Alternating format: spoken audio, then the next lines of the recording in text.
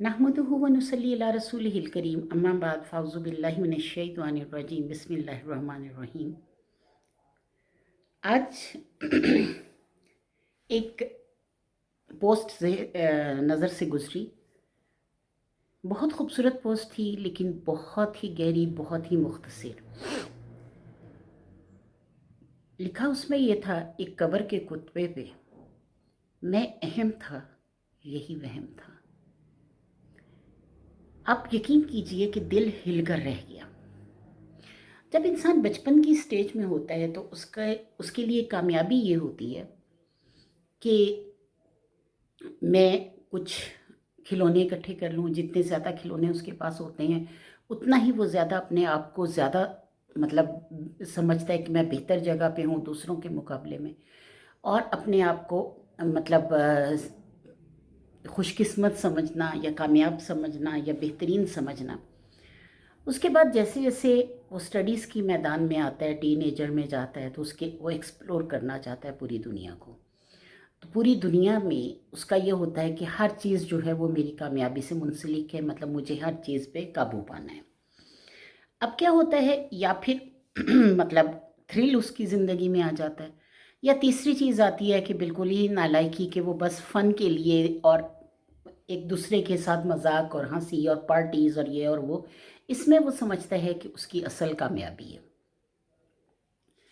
फिर जब वो एक दर्जे पे पहुंचता है, जैसे यूनिवर्सिटी लेवल पे या ग्रेजुएशन के लेवल पे, तो उसे अंदाज़ा होता है कि अगर मैंने इतने मार्क्स ना लिए, अगर मैं इसमें सही ना चला, यानी ये एज होती है 20s से अबव, तो वो सोचता है, वो टीनेजर की बच्चों की सोच बालिग होने तक चली जाती है, और बालिग होते ही वो ये सोचता है कि असल मकसद मेरा ये है कि मैं अपने आप को कहीं स्टैंड करूं। यानी एक रवैया ये होता है कि बच्चा अपने आप को कहीं ना कहीं आकर वो करना, कामयाब देखना चाहता है। उसके लिए गाड़ी, घर और ये सारी चीज़ें जो दुनिया की होती हैं, वो नेमतें अगर तो उसको हासिल नहीं है तो उनके हसूल के लिए कोशिश करता है और अपने आप को बेहतर करना चाहता है। और अगर उसको वो हासिल हैं तो वो गलत रास्ते पर भी जा सकता है, सही रास्ते पर भी जा सकता है, यानी दोनों रास्ते उसके सामने होते हैं। कुछ बच्चे पढ़ाई छोड़ देते हैं जिन पे जिम्मेदारियों का वो होता है। अब क्या होता है, इसके बाद रोज़गार के मामलात आते हैं। रोज़गार के मामलात में दिल में यकीन पैदा हो जाता है कि असली कामयाबी जो है वो कारोबार के वसी होने पे है। यानी जितना कारोबार वसी होगा उतना ही मैं कामयाब होऊंगा, जितना ज़्यादा घर, गाड़ी, बंगला, ये वो सब कुछ मेरे पास होगा, उतना ही ज़्यादा कामयाब होऊंगा। अब फिर एक स्टेज आती है शादी की। शादी के बाद वो ये सोचता है कि मतलब अगर तो उसकी ज़िंदगी अच्छी है, यानी बीवी के साथ बनती है, दोनों की आपस में मियाँ बीवी की बनती है, तो दोनों ये सोचते हैं कि असल कामयाबी ये है कि हमें अच्छा घर मिला, अच्छा शरीके हयात मिला, और अच्छा शरीके हयात मिलना हमारी कामयाबी है। उसके बाद जवानी जब ढलने लगती है तो बच्चों के मकासद उसके सामने आ जाते हैं, और इंसान ये सोचने लगता है कि मेरा बच्चा ये बन जाए, वो बन जाए। यानी चूँकि अल्लाह ताला ने ख़ुद औलाद को फितना करार दिया, तो उस फितने के लिए, यानी उस औलाद के लिए हम वो सब इकट्ठा करना चाहते हैं। उनको वो अच्छी से अच्छी तालीम, अच्छे से अच्छी चीज़ें देने के लिए फिर वो एक स्ट्रगल मतलब करते रहते हैं। जो स्ट्रगल हमारी शुरू हुई थी टीनेजर से, वही स्ट्रगल जो है हमारी वो यहाँ पे आके और ज़्यादा हो जाती है कि हमने अपने बच्चों को खड़ा करना है। और जब मौत की तरफ बढ़ने लगता है, यानी आखिरी उम्र आती है, उस वक़्त उसे एहसास होता है कि आज चूँकि मौत करीब करीब है, बच्चे अपनी जगह सेट हो गए, हर कोई अपनी जगह चला गया, अब मैं अकेला रह गया। अब मैंने अपनी ज़िंदगी के साथ क्या करना है? वो मामलात जो पीछे वो गलत कर चुका है, वो सब उसे याद आते हैं, वो सब उसे तकलीफ़ देते हैं, और उस वक़्त वो ये सोचता है कि मैंने अपनी ज़िंदगी के लिए क्या किया? मैं तो बिल्कुल नाकाम हो गया।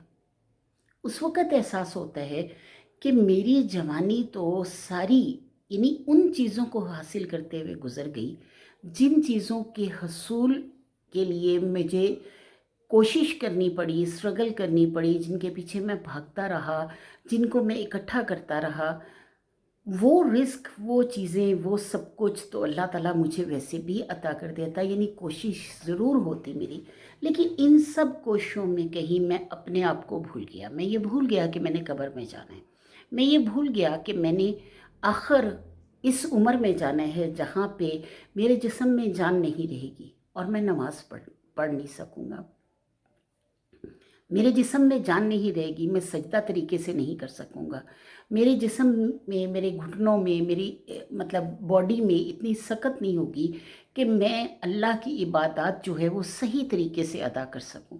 کاش میں نے جوانی میں کی ہوتی، کاش میں جوانی میں اس طرح نہ اپنے رب کو بھول پاتا، کاش میں جوانی میں یہ سمجھ پاتا کہ اصل کامیابی، اصل فلاح کیا ہے۔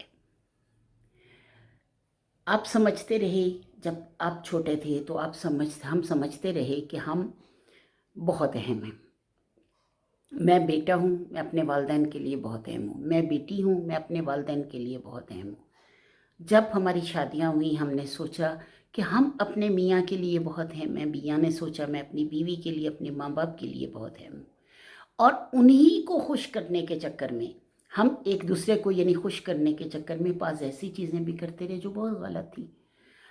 پھر اولاد ہوئی تو سوچا کہ ماں باپ ہونے کی حیثیت سے میں اپنی اولاد کے لیے بہت اہم ہوں، اور اولاد کے لیے اسٹرگل کرتے کرتے کرتے کرتے وہ اس لیول پہ آ گیا، یعنی آفس کے لیے بھی وہ بہت اہم تھا، گھر کے لیے بھی عورت بہت اہم تھی، مرد آفس کے لیے بہت اہم تھا، کاروبار کے لیے بہت اہم تھا۔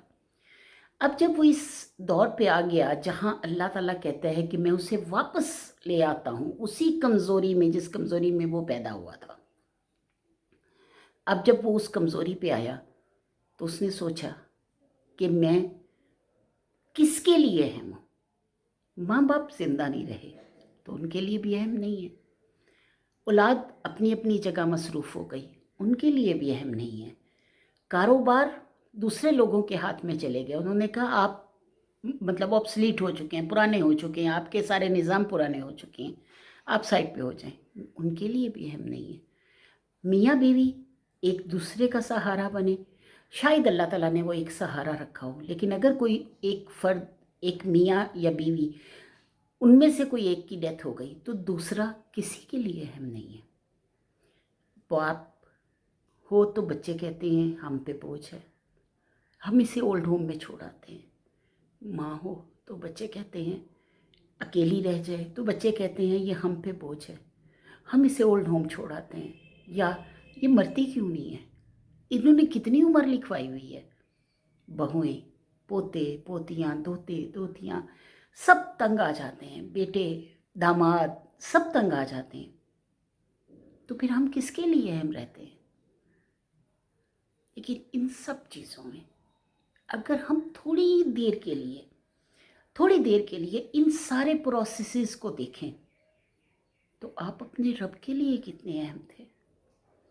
اس نے آپ کا بچپن، آپ کی جوانی، آپ کے بڑھاپے کی ہر ایج میں آپ کا ساتھ دیا، کبھی آپ کا ساتھ نہیں چھوڑا، کبھی نہیں چھوڑا۔ بچپن میں بھی آپ کو وہ ساری نعمتیں عطا کی، جوانی میں بھی کی۔ جب آپ نے بچپن اور جوانی برباد کر دی تو بڑھاپے میں آ کر احساس ہوا کہ میرا رب تیرے علاوہ تو میرا کوئی نہیں، میں تو کسی کے لیے اہم نہیں تھا۔ ساری زندگی میں اس وہم میں رہا کہ میں بہت اہم ہوں، لیکن وہ صرف میرا وہم تھا، صرف میرا وہم تھا۔ میں کسی کے لیے اہم نہیں تھا، نہ کل، نہ آج، نہ آگے ہوں گا۔ خدا را آج وقت آپ کے ہاتھ میں ہے، اپنے آپ کو دیکھیں، پہچانیں کہ آپ کس کے لیے اہم ہیں۔ آپ اپنے رب کے لیے بہت اہم ہیں، اس لیے کہ آپ کے رب نے آپ کو پیدا کیا، اس کائنات کو پیدا کیا، اس ساری چیزوں کو پیدا کیا، اور جب وہ آپ کے لیے بہت زیادہ نعمتیں عطا کرتا ہے، دنیا کی، آخرت کی، ہر چیز عطا کرتا ہے آپ کو، پیدا ہونے سے لے کر مرنے تک ایک لمحہ ایسا نہیں ہے کہ آپ اس کی رضا کے بغیر وہ لمحے میں کوئی نعمت حاصل کر سکیں. صرف آکسیجن لے لیں، صرف آنکھ کا دیکھنا لے لیں، اپنے عضو لے لیں، اپنی زندگی لے لیں. آپ کی ایک ایک لمحہ آپ کے رب کا محتاج ہے، اور آپ کو اللہ تعالیٰ ہر اس لمحے میں جو نعمتیں عطا کر رہا ہوتا ہے وہ اس لیے عطا کر رہا ہوتا ہے کہ آپ اس کے لیے اہم ہیں. میرے بھائیوں، میری بہنوں، اس وہم سے نکلیں کہ آپ کسی بھی دنیا دار کے لیے، دنیا کے رشتے کے لیے اہم ہیں. اپنے رب کی طرف آئیں، کیونکہ رب آپ کو بہت پسند کرتا ہے، آپ سے محبت کرتا ہے، آپ سے پیار کرتا ہے، ہر لمحے آپ کا خیال رکھتا ہے، ہر لمحے میں نعمتیں نچھاور کرتا ہے. اس جیسی اہمیت انسان کو کوئی دے ہی نہیں سکتا. تو آئیں اپنے رب کی طرف رجوع کریں. ذرا سوچیں، بیٹھ کر سوچیں کہ آپ کس کے لیے اہم ہیں. وآخر دعوانا الحمدللہ رب العالمین.